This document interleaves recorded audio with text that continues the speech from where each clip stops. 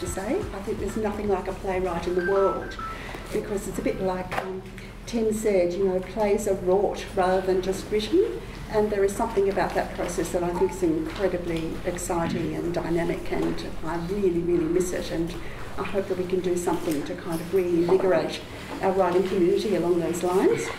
So this session is about survival of the species, and so I thought that we might connect personally with the personal journeys, and plus extend it out from that, of our three writers, playwrights, and workers in theatre here. So I thought I'd just give you a little bit of a track record of the three writers and directors first off, and then I'd ask them to kind of just talk a little bit about their journeys and kind of what's helped them along the way. So first of all, we have Finn Kruckemeyer. So Finn was born in Ireland and came to Australia when he was 8, and he moved to Hobart in 2004. He writes for national and international companies and is committed to making strong and respectful work for children, which acknowledges them as astute audience members outside the plays and worthy subjects within. Finn has had 74 commissioned plays performed on 5 continents and translated into 5 languages, and was an inaugural recipient of the Sydney Myer Creative Fellowship. This year, 12 works, including 2 premieres, are being presented worldwide, with seasons in Australia, the Czech Republic, England, Germany, Indonesia, Ireland, and throughout the US. So Finn. I think it's really, really... And he still blushes. But it's good to know this, because you would never know. You know, Finn works quietly down in Tricycle and ships off to the US, but quite often we don't acknowledge this publicly, and I think it's really important to kind of look at the breadth of your career. So Finn, would you like to kind of say a little about, you know, your journey and the sorts of things that have helped you? Sure. Process. Okay, yep. Thank you. That was very uncomfortable to sit through. No, it's lovely. Thank you. Thank you very much. Thank you very much, Luke. I echo all that you said about this being such a great thing to sit in the midst of. It's really nice. So thank you. I started off in a youth theatre when I came to Australia, because I hadn't really known any equivalents in Ireland, and so thought I wanted to be an actor, but in actuality what I loved was the theatre, it turned out, and got my first commission through the youth theatre when I was 19, which was, you know, for pennies, but the importance of being offered a commission, something named as that, was so important, and one thing led to another, and it's just been this progressive exercise of really nice opportunities, very generous people, and lovely stepping stones, which have led to the career that I'm lucky enough to have now. So I thought I'd just write down things that I had found over the last 12 years of doing this, probably for the last 6 or 7 as my only job, and prior to that also as a drama teacher and a worker with young people in remote communities and marginalised areas and juvie prisons and disability sectors and stuff like that. I think the loveliness and the great opportunity about what we do, as opposed to some of the other art forms, is that we make a commodity which travels, a commodity which you can send very easily, a commodity which you can choose. You can recognise the people who might be interested in some words you've written, and you can get it to them far more easily than an actor could or than a director could. They physically have to make that journey. So I think we are all really, I don't know, it's a lovely opportunity in terms of that. I am a children's playwright, as you mentioned primarily. Most of my commissions come about in that form, but that said, I don't necessarily consider that while I'm writing the piece. I think that's quite important. Everybody says think about the audience, and definitely it's good to work on something which can communicate, which can make the journey from the stage to the seats. But that said, I think there's so many preconceptions when you're dealing with certain demographics, children being a huge one, that people can sometimes curtail the stories they might write, the emotional range that they might explore, because they're worried about who sits in the front of the work. And so I think it's really important to forget that if children's writing, or if another sector is who you're writing for. I think letting that go for me has personally been such a liberation. It's affected the words that I then write, and it's affected the way those words are received. I've found producers and directors and organisations are a lot braver than I might have given them credit for. You can make a more complex or hard-hitting work for that audience, and they will meet you. They will actually be excited by that. I've been helped a lot through relationships brokered with directors and producers over the years, and I don't mean this in a networky way. I mean it in a really, I know it sounds very twee, but in a real friendship way. I think work with good people is probably the central thing that I would say. Like if you get a sense that this might be too much effort, a particular relationship you're entering into, then I think it's good to be wary of that from the outset, actually, because it doesn't necessarily translate into the best work made or the best process experience. So I've enjoyed years of getting to know people, talking about art that excites us. I think artists, we're all, our common trait is that we're excited by ideas, we're excited by art forms, we love what we do, we love sitting in front of it as much as making it. And so if you can meet someone else on that level and then talk about craft and then talk about a specific piece of art which neither of you can see existing yet on the landscape, but which you'd like to see exist, and entering into that journey together, that feels like a lovely set of stepping stones, and it doesn't feel fake. It actually feels like a real process of making something together. One thing that I do, and I've found it's worked in the past, is I spend one day every month or so writing a lot of treatments for works that don't yet exist. So they're 1 to 2 page documents, generally in prose form, of part of a narrative. They're not the whole narrative. Usually I don't know how the play ends or how the vast majority of it exists. It's more a provocation. It's the beginning of a work. It's naming a few characters in the work, a problem that befalls them, and a journey they'll have to go on to solve that problem or to solve their relationship drama or whatever it is. And then when I meet a producer and they say, show me something, I send them a few of these treatments. They can find one that's of interest to them, and that becomes the commission. I say, if you give me the commission fee, then I will write that as a play for you. So I don't know if anybody wants to, if you feel laboured by, I've got to sit down now and write a play, as I do some days, I find that can feel quite tiresome on days when that's just not my natural inclination. I might just go, I actually just feel like inventing a new idea, and just giving yourself that liberty just to write that is quite lovely, and you end up with something which is a commodity in itself. It can be shown to people, it can travel and maybe help you on your next stage, which is the making of it as a play. In terms of international movements, which I've tried to do, not necessarily funded, not because work was there, but as a precursor to work, I go for a month or two to America every year, and I try to get to Europe every year, and very often that's a self-funded thing, or it's supported in some way by a company who'd like to have a conversation, but it opens up to me the fact that there isn't a vast amount of difference between what excites a producer in one part of the world and another. And if you write a play, it can have many lives. You can give yourself permission to think about that. And I don't think that is, I think we are allowed to think in that way and imagine the biggest picture you can for the lives it might have.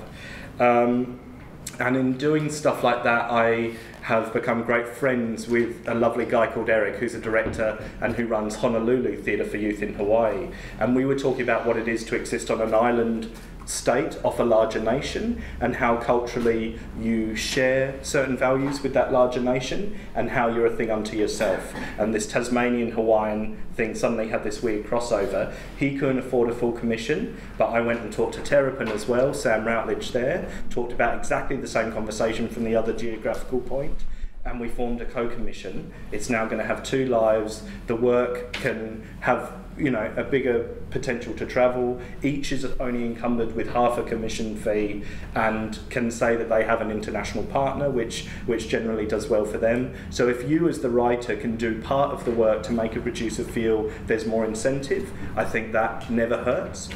I really subscribe to the apprenticeship model. People were talking about the right to fail. I was really lucky to grow up in Adelaide, where they have the Adelaide Fringe Festival, and it meant that every time it came round, every year, we'd all put on a show, and lots of them were rubbish, but it meant that you were putting them on, hardly anyone was coming, but you did it, you did a season, you lost a lot of money or a little bit of money, but we had no money, so it didn't matter. And then you notched up another thing. You know, I've had another show on, I've learnt a bit from that experience.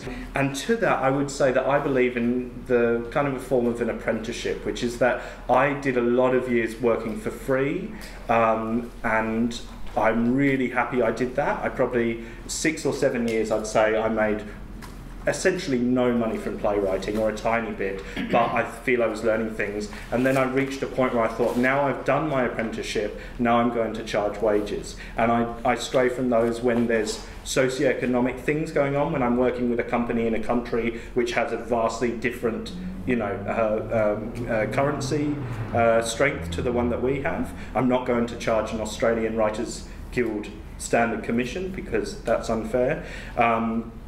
I think about the audience. If it's an audience who couldn't access the work in another way, that affects maybe whether I'll charge for this work or not. But essentially, if I'm working with professional companies, if I'm working in Australia, I'll charge base rates, and they're Australian Writers Guild rates, which gives me peace of mind. I'm not pulling a number out of the air. I'm asking them for something which the guild says I should.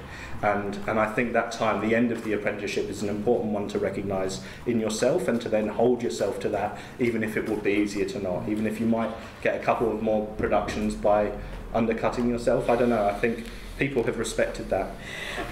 So, Stephen Carlton, I don't know whether all of you have had a chance to meet Stephen before. I've known Stephen for a really long time, so it's wonderful to see him.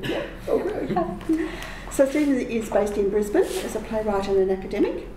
Now, I don't know whether this is still current, so you'll just have to kind of answer me back to it. Who wrote it? I cobbled it together. His main area of theatre research at present is Gothic drama. Yes. Is that still right? Yep. He has a background in post-colonial drama, Australian drama, spatial inquiry and cultural geography. He's also the co-creator of the Cultural Atlas of Australia with his colleagues, Associate Professor Jane Stradler and Dr. Peter Mitchell. His plays have been produced across Australia and won awards, including the Patrick White Award in 2005 and the New Dramatist Award in 2006 for Constance Drinkwater and The Final Days of Somerset.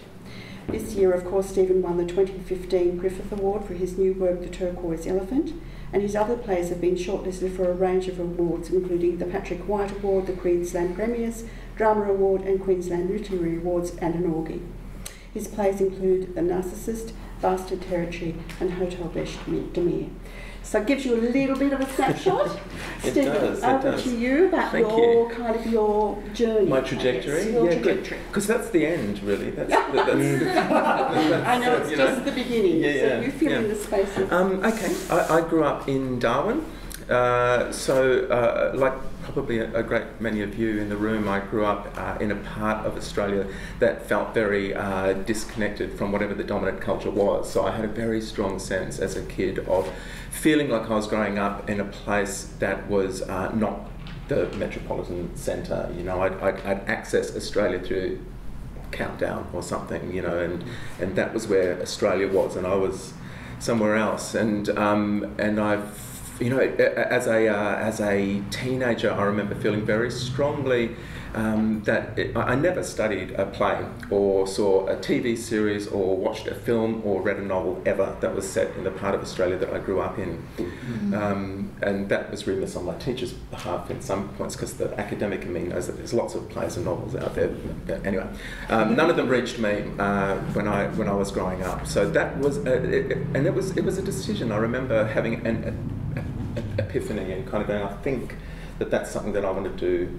I want to set about fixing or redressing. So I had that. I kind of had where I came from, and a bit of, you know, grit in the oyster shell, I think, to send me off into the world. I always felt like you know, when you talk about what writers needing to have something to say, I always felt like I had something to say based on my experience of the country that I'd grown up in, and being gay in a in Darwin. So there was that as well. So that kind of launched me out. I went, I studied various things. I ended up studying theatre eventually in Melbourne, and that was where I hooked up with. It was like finding your tribe a bit. I think Finn has talked about having good discussions with people and finding the people that you want to work with. That's where that started to happen for me. Was at university.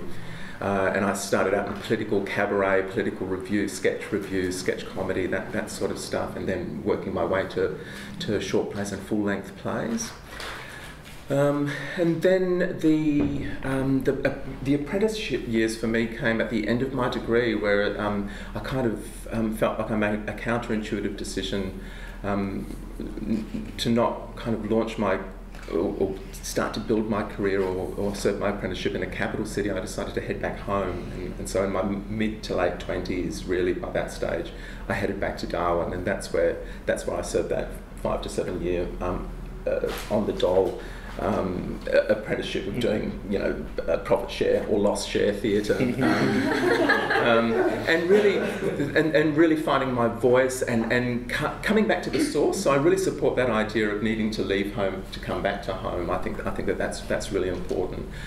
So that was, I formed my own theatre company there. That's where I kind of, I felt very empowered about that. There was this sense in Darwin, and this is the late 90s and early 2000s, it's not that long ago, there was this sense for me that if we didn't create an evening's entertainment for the good citizens of Darwin, then there might not be a good evening's entertainment that night. There just wasn't other stuff on outside of festival time. So I guess I've grown up with a very strong sense of being a self-starter, and you have to take responsibility for that. Finding the right people again, finding another tribe who share similar cultural perspectives, a shared sense of irony or political kind of disgruntlement or something, the same humour, the same worldview, but enough not so similar that you don't argue over stuff. And then I decided it was when I was ready to start kind of being paid and charging money, and I had started doing that. I had started working professionally in Darwin. I decided it was time to move back to a capital city, and I headed to Brisbane. And I don't know why I did that. But I did. It was an instinctive decision, and it's paid off. It has, and I've been there for 15 years. I just didn't want to go back. I didn't want to go back to Melbourne, and I didn't want to live in Sydney. That was the truth of it, I guess. And really. So I was in my late 30s by the time I had a national play, and so I won the Patrick White Award, and that kind of opened things up nationally for me. So I became, with my 25th play, I became an emerging playwright. And I didn't move to Sydney on the momentum of that. I stayed in Brisbane, and people kind of questioned the wisdom of that, and so have I from time to time. So that's the kind of arc. Is that enough? It's enough for the time being until we open it up for questions. It gives everyone a bit of a plotted kind of history and looking at the combination of listening to your intuition about where you need to take yourself to kind of extend your story. I think that's probably... Yeah, and there's heaps of smart things that Finn said that I wanted to connect with as well. But we'll come back. All right, Tim, we're going to just talk a little bit about you. So you're the Artistic Director of Playwriting Australia, as a director and dramaturg and producer. From 2007 to 12, he was the Joint Artistic Director of the multi-award-winning writing venue Theatre 503 in London, where his productions included Life for Beginners, The Girl in the Yellow Dress, Breed, Trolls, Peter and Vandy, This Much Is True, Natural Selection, The Final Shot and Decade. He's been invited on 3 occasions to direct for the Old Vic Celebrity 24-hour plays, and he has worked extensively in new writing and has developed plays with the Old Vic, Young Vic, Royal Court, Hampstead Theatre, Soho Theatre and a range of other theatres. But, all of those kind of give you a bit of a plotted history. Other productions include The Winter's Tale, Road, The Plough and the Star, Good, Much Ado About Nothing, and The Seagull and Good Hope. So, long tradition in theatre. Tim? Well, not Which is long, odd for one so young. No, exactly, but I mean an intense. So can you talk a little bit about your journey and how you came to come to Australia? Sure, I'll try to make it useful. I think maybe what's useful is along the way I have worked with tens and tens of writers. When I ran a theatre in the UK, we were a new writing theatre, but particularly we were a new writers' theatre. And when we came up with that idea, we were thoroughly excited and said, we're not going to be new plays, we're going to be first-time playwrights. And we said to our mentor who ran the Young Vic Theatre in London, we're going to be first-time playwrights. And he said, if you take the word playwright out of that sentence and you replace it with the word dentist, how safe do you think your audience feels? We're going to first-time dentist this week. But what is it that gets people excited about new work? And I think it's a really important thing to engage with as a playwright. What is the thing that you are saying about the world is really what's behind that. And I'm amazed by the amount of playwrights who can articulate that beautifully and brilliantly, and more amazed and scared by the amount of playwrights who can't. Over the years, I've held true to one central thing, which is that a good play stands up to asking the most basic questions. I think it's really easy to talk at length about the profound symbological relationship between a postmodern dialectic as it relates to a heteronormative. But you can do that forever. But what's the play? What is it? And I think that we don't talk about the soul of the work enough anywhere in the world. But for me, more and more, it's becoming the crucial driver of whether I get excited by the piece of work and want to direct it or to dramatize it or want to champion it in terms of Playwriting Australia's work. What is the thing that made you need to write that play? Because God knows it's a bitch slap of an industry. And getting something on is rare, unless you're feeling Kruckemeyer. But even then, there's clearly things sitting down every month and going, what are the stories that I need to tell? And I think that sometimes we're not responding to the need enough. We're just responding to the savvy or to the commercial or to the astute bit of the work. I'm going to do a three-hand and it's going to have one set, and therefore it's going to become producible. And that's great, because good art and good business go hand in hand. But the good art's got to start it. And I'm becoming more and more interested in what my colleague and predecessor at PWA, Chris Mead, calls the DNA of the play. And I think it's worth just stopping to reflect at some point in your writing processes, what's making this play what it is?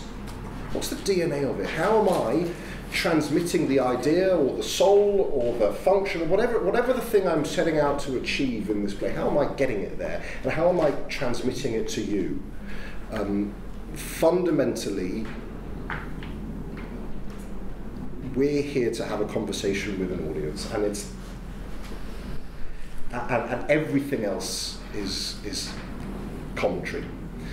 What's the conversation that we need to have? What's the provocation? What's the question that was burning a hole in your soul that made you write it so it can burn a hole in someone else's? And for me, that often comes down to a dramaturgical term that many of you, of course, will know, which is the central dramatic question.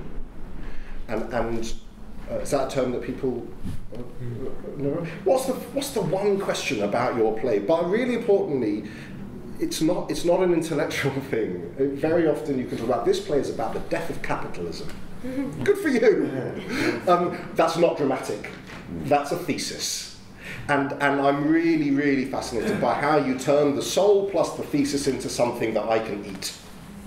Because no one ever felt culturally enriched by a thesis. You're in the wrong art form, if that's what you want to do. Go write something that is to be digested in a different manner. It's not less valid. It's just very rare that it's going to be theatre. I suppose just to move on to something different from that is the notes for this session that Robert beautifully put together said, I forget the exact language, he said, how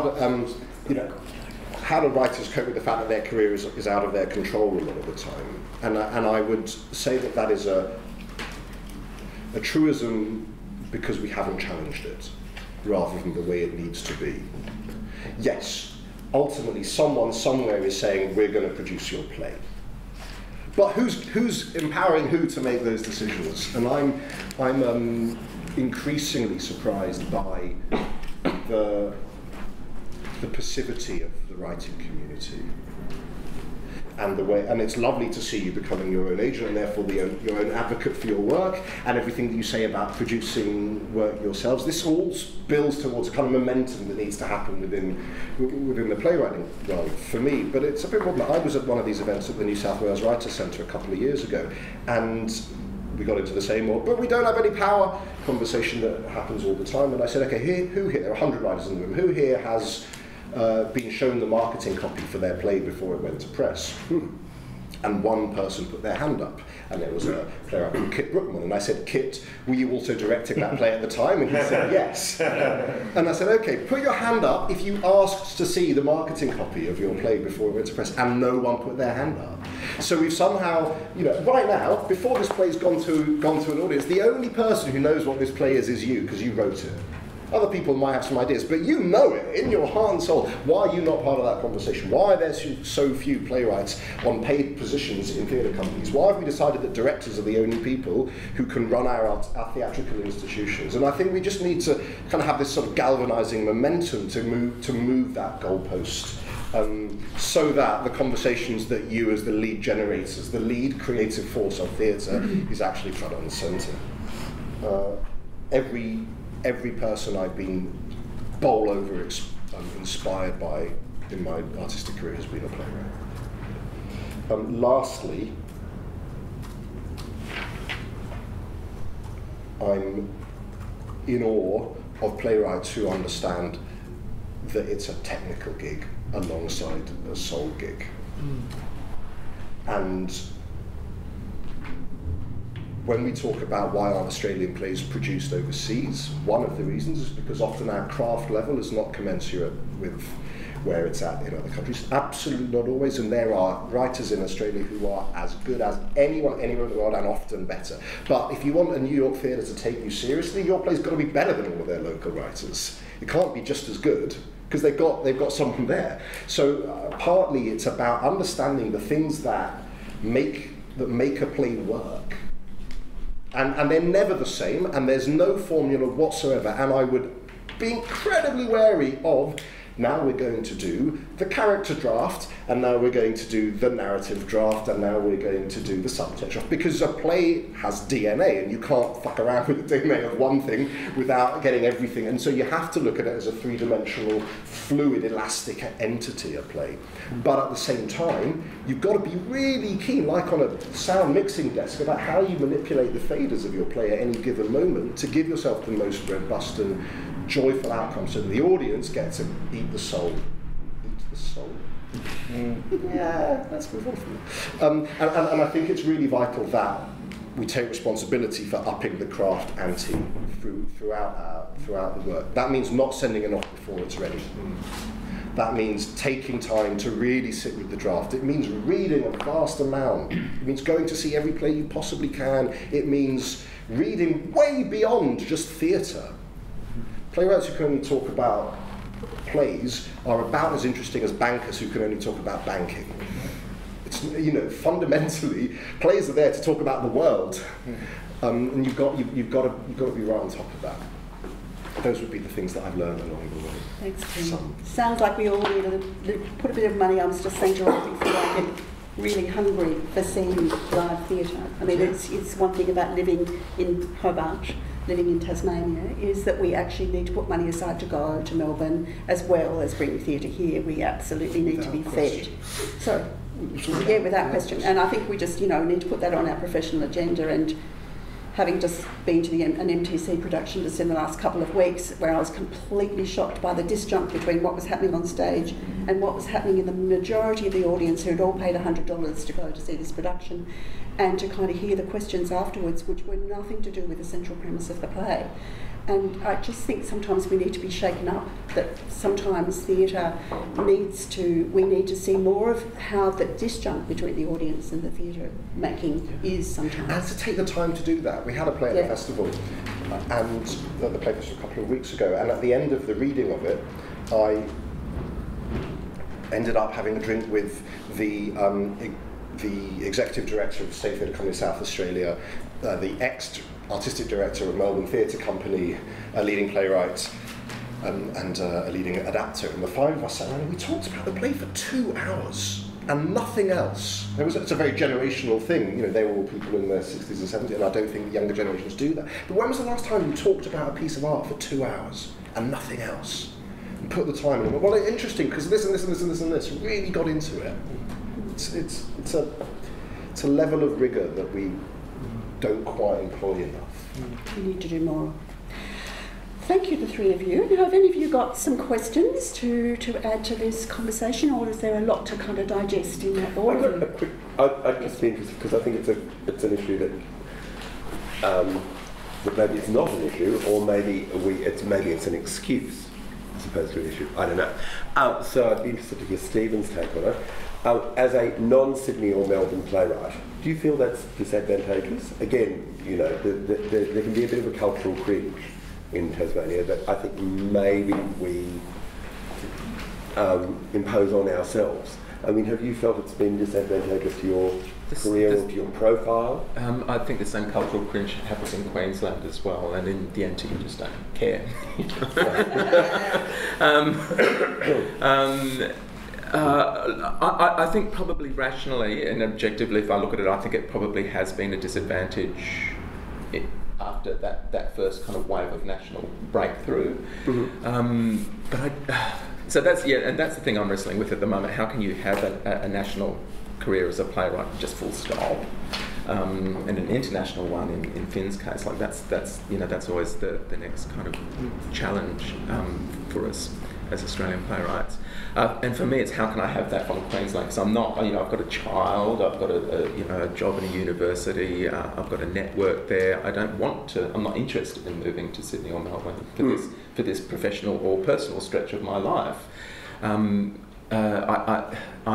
with Finn. I don't have an agent, and I've not felt that has been advantageous. We can send our plays out to the theatre companies ourselves. We can have those conversations. I think I rely more heavily, and I learnt this in the NT. I've learnt to be very attuned to the funding opportunities at both state and national level.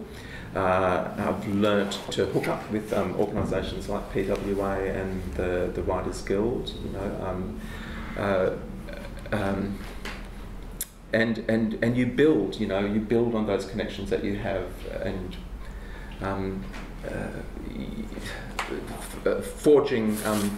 forging relationships with other theatre companies and doing kind of co-productions is another thing. And I guess, how do we hook up together? I mean, we've been having this conversation probably. How do we hook up together from where I live and where you live, and what we... And I guess from your point of view too, it's about, and I guess Finn, what you did as well, it's about actively pursuing it. Yeah, I mean, not that I'm saying that anybody is, but you can't sit back and expect the world to come knocking at your door. No, that's right. And in terms of living in these parts of the country that are seen to be outside those big cultural centres, to your point about if you're in New York, you have to petition a New York company and say this is better than the local product might be. I think there's also the conversation about this is very much another. This is from another place, and that has a novelty to you. The pragmatics of how a producer might choose to build a season is that if you say, not only I'm from Australia, because I think people have, in New York particularly, kind of ambivalence about Australia. There's a lot of us around, but if you say I'm living in Tasmania and you talk about the island and you talk about the culture there, and it's a bit of another to them, then that generates interest. The very fact that you live in a place that's marginalised to some extent in a national conversation means that it actually has this really strange appeal to someone across the world. And I've found that's a complete truism, that has actually, the fact I'm living in and writing in Tasmania and talking to them about what it is to sit in a city that sits on the side of a mountain and kind of runs down to the water, and that there's snow on the mountain and all of this. I mean, that there's an evocativeness to that, which in the midst of an artistic conversation they can appreciate. Unless, of course, and I'm sorry, I'm just laughing at that, just unless, of course, you had the encounter which I had with the New York agent when we were trying to get the rights for Grounded, who asked if we would be translating it into the Tasmanian language. I've had lots of discussions about what it's like to be in Transylvania, Tanzania. That's good.